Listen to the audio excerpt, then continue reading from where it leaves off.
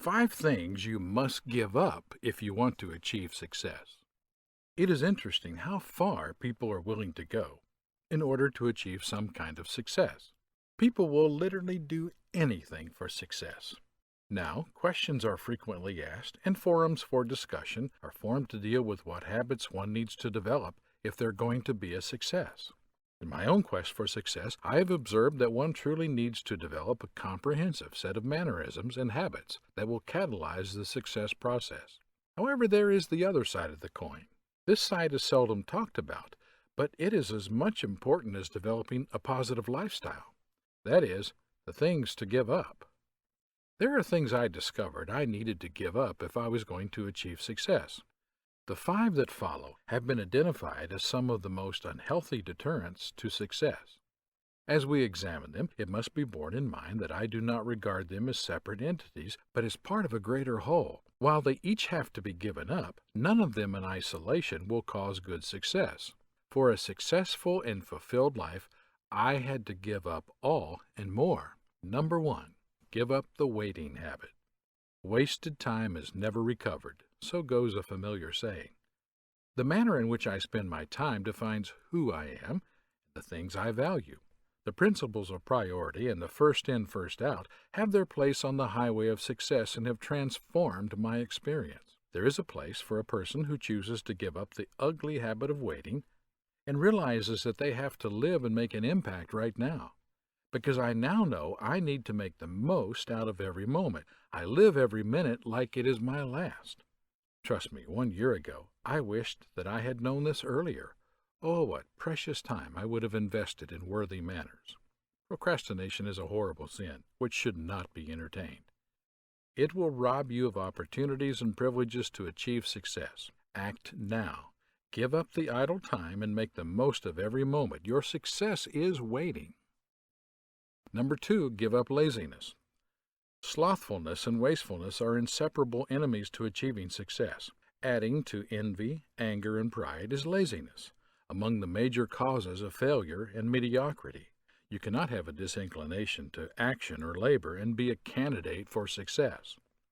Lacking the drive to work is another way to understand laziness. Let us pick a lesson from nature. There is a creature called a sloth in tropical America.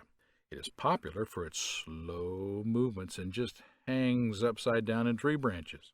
If you want to see your life pass by you just like that, only hang around folks that are just hanging.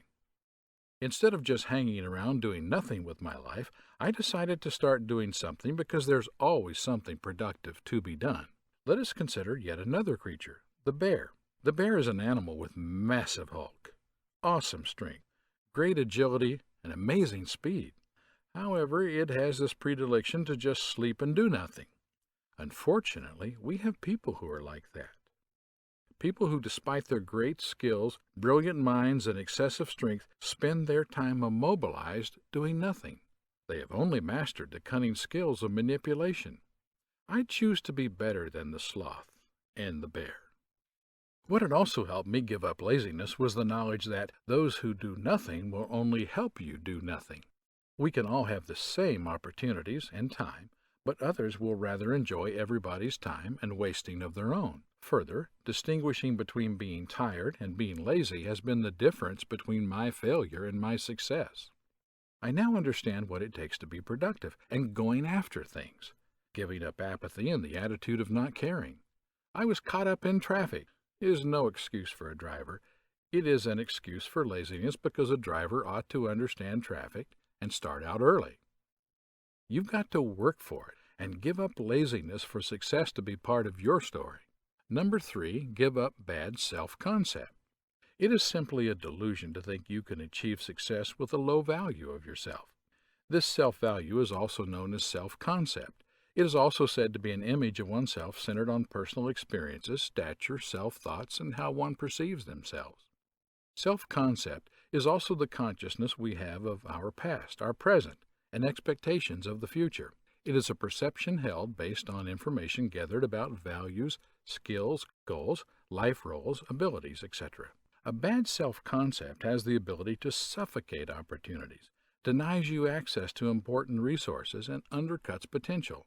A good self-concept has had a huge influence on my emotional management, and it literally defines how far I am willing to go beyond my comfort zone to achieve goals and solve issues. This means that it affects how I interact with my environment, therefore influencing my inherent potential and call to action. Self-concept has been the definition of the things I have attempted and avoided.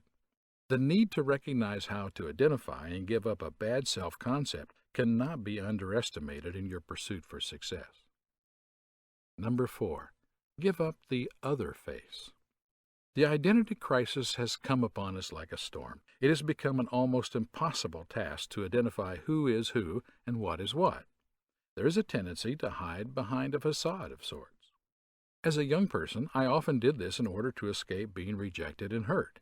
I quickly realized the danger of such a lifestyle and how it was going to rob me the privilege of developing myself into me. To achieve success, you have to give up the other face and be you, just the way you are. What worked for me was gathering the courage and accepting me, showing my true sentiments and standing up for them, more still at the risk of disapproval because it would be a learning moment. I gave up the other face and embraced both my good side and my weak side. I knew the weak side was real and authentic. It was going to be my spring of ingenuity and innovation because it had to change. Giving up the mask has created unthought-of opportunities for success.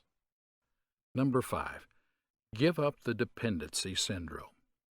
Popular theories suggest that the road to success is a lone road, and if you're going to depend on others, then you are doomed. While it is worth noting that if you are going to see far, you will need to stand on the shoulders of tall and strong men, it is also true that dependency is a recipe for doom and failure. It is possible to have all the energy, positive self-concept, drive, etc. to achieve success, but if this enthusiasm is going to ride on the shoulders of others, you can be assured of only going so far. The moment I accepted this reality, I was on the road to success. I was the man with the vision. I was the man with the burning desire. Although I needed, and still do, the help of others, I never saw myself depending on them. The dependency syndrome has to go for that unprecedented success. Until next time, your friend Felipe.